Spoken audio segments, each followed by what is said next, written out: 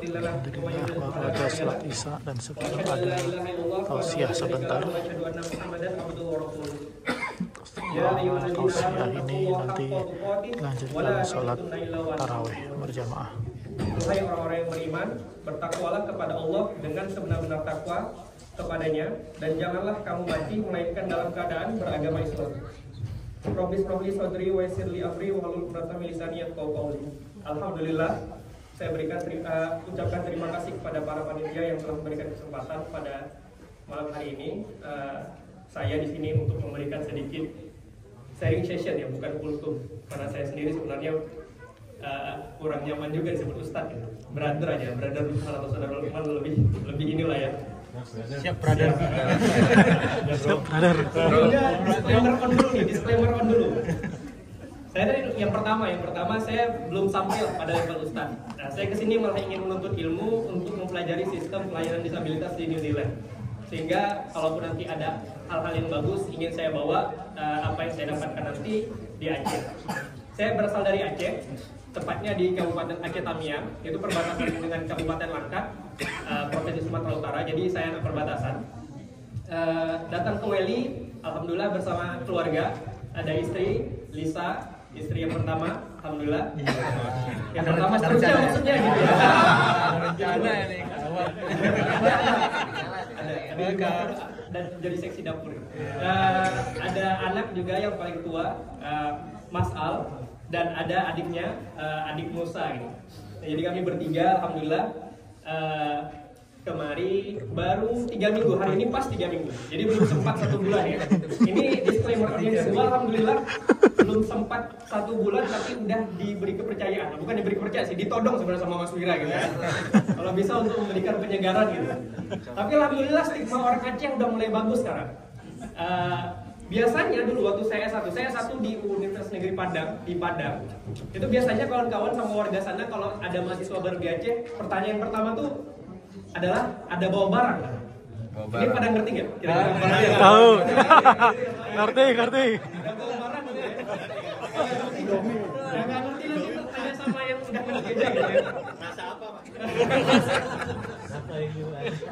Jadi ya Pak Buya itu pertanyaan yang maklum ya, itu identik sama orang-orang Aceh gitu, apalagi mahasiswa yang baru gitu. Waktu S2 di Monash, saya S2 di Monash Australia. Pertanyaannya nggak gitu, tapi udah sedikit berubah. Pertanyaannya gini, ada bawa kopi Aceh? Saya bilang ada. Di dalam kopi Aceh ada barangnya nggak? Ada ya. Ujung-ujungnya tetap sama gitu, stigmanya tetap ya. Orang Aceh, mahasiswa Aceh, laki mesti bawa barang sesuatu juga. Nah tadi kalau yang masih yang roaming gitu ya, ini silakan tanya sama Pak Bu yang lebih senior gitu, lebih lama. Nah alhamdulillah orang Aceh S3 di Victoria University. Nah ini todongan todongannya Mas Wira bukan ada barang gitu ya. Mau nggak jadi imam? Langsung aja jadi imam witir ya. Jadi imam isya, kultum, imam tarawih dan witir gitu. Nah saya takutnya ntar berubah, Mas Wiranya nanya ada barang pas selesai Ramadan. Bercanda. Maksudnya barangnya kopi gitu kan. Nah pada kesempatan kali ini saya sebenarnya bukan mau memberikan kuliah, karena sendiri saya masih kuliah gitu, tapi lebih ke sharing session aja. Berhubung udah di timing juga dari sama panitia, waktu, maka saya ingin memberikan sharing session terkait waktu gitu. Ada yang ingat dengan lirik oh, ada barang deh. Barang nih, barang.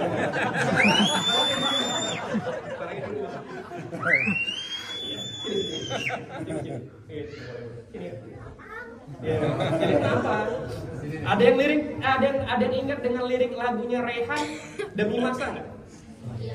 Tahu nggak? Coba dong.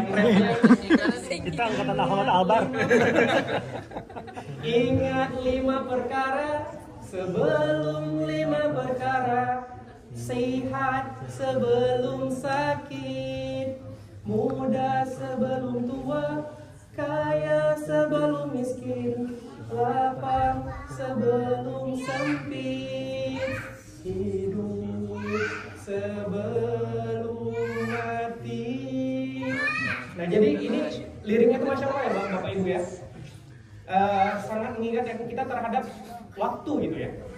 Kalau kita lagi sehat, ingat, kita lagi sehat itu kedepannya kita bakal ada sesuatu yang namanya sakit gitu.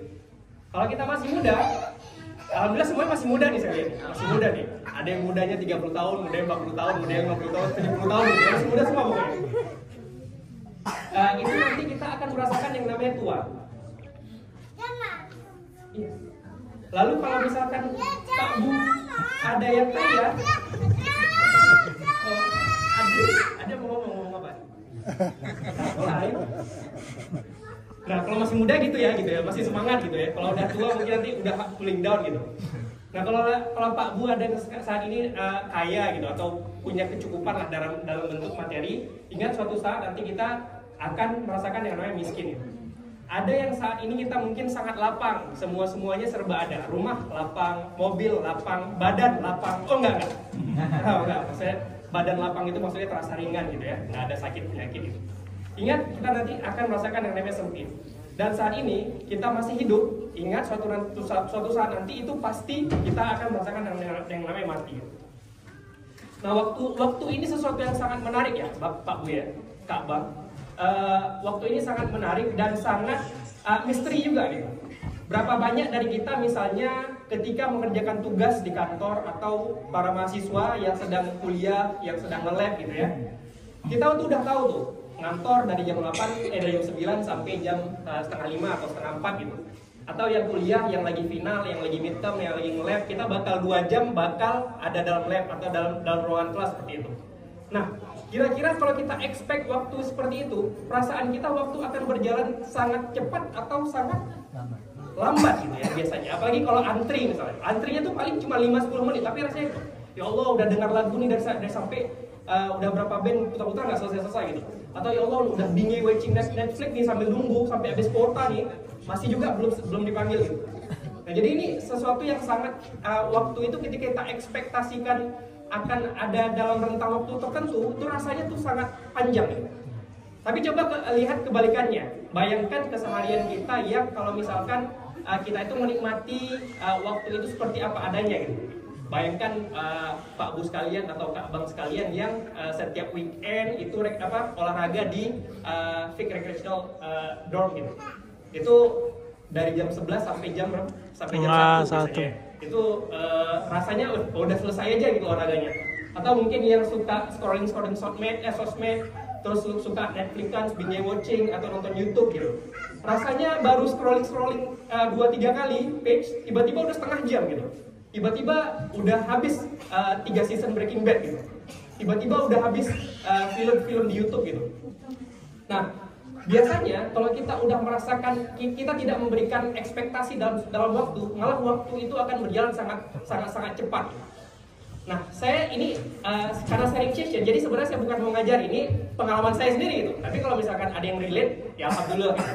Saya merasakan ketika waktu masih muda sekarang sih. Masih usia 17 dan sampai 25 dulu lah. Masih baru selesai SMA, baru selesai kuliah S1 gitu. Nah, rasa-rasanya waktu masih SMA dulu saya sering berpikir, waktu SMA harus lulus UN, harus lulus SNMPTN, harus kerjain final setiap semester, harus ngerjain penelitian, harus skripsi, belum lagi nanti harus cari kerja, harus buat laporan, harus ngajar di sekolah dan sebagainya gitu. Nah, ini rasanya saya merasakan kok waktu itu rasanya sangat lama gitu ya. Tapi ketika sekarang masuk usia 30-an gitu, early 30s ya, 30-an, 32 lah. Semua hal itu sepertinya sangat cepat gitu. Padahal rasa-rasanya itu 5 tahun yang lalu, tapi rasanya kayak 5 hari yang lalu gitu.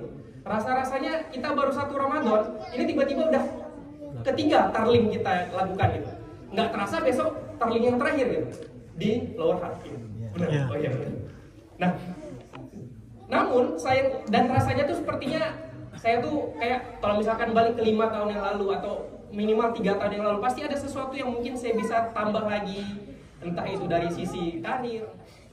Nah, dan ini pengalaman saya waktu usia 32 sekarang. Saya nggak kebayang gimana nanti ketika saya 40 tahun, 50 atau 60. Mudah-mudahan bisa 64, 70 gitu ya. Lebih asik gitu ya. Lebih cepat lagi loh semua ya Pak ya gitu ya. Istrinya makin lama makin muda gitu Pak ya. Rasa makin muda gitu ya. Anaknya tiba-tiba udah punya anak lagi gitu ya. Nah saya nggak kebayang gimana rasanya nanti kalau misalkan saya udah di usia itu. Dan sekarang, unfortunately, kita sudah tiba-tiba berada di masuk sepertiga akhir bulan Ramadan. Seperti saya bilang tadi, kita nggak terasa udah tarlim yang ketiga gitu. Minggu depan kita udah tarlim terakhir, tarlim keempat dan tarlim terakhir gitu. Nah, yang mana saya sendiri merasakan di Ramadan ini ada beberapa target yang saya miss gitu, yang nggak bisa saya achieve ketika di Ramadan tahun yang lalu, entah karena suatu dan lain hal. Tapi ingin saya tekankan adalah setidaknya di 10 hari terakhir Ramadan ini, mari sama-sama saya mengingatkan diri saya sendiri dan Pak Bu sekalian, Kak Bang sekalian, 10 hari terakhir ini kita maksimalkan untuk sebaik-baiknya bisa beribadah.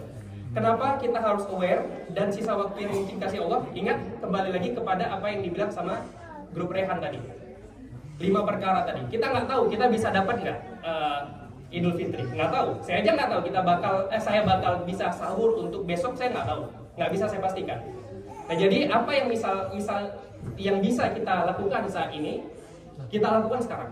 Apalagi kita 10 hari terakhir yang mana banyak sekali riwayat-riwayat baik itu dari para salaf, dari Nabi SAW mengatakan bahwasanya banyak sekali keutamaan-keutamaan yang harus diraih, yang seorang muslim harus raih ketika di 10 terakhir bulan Ramadan dan di malam-malam ganjil terutama.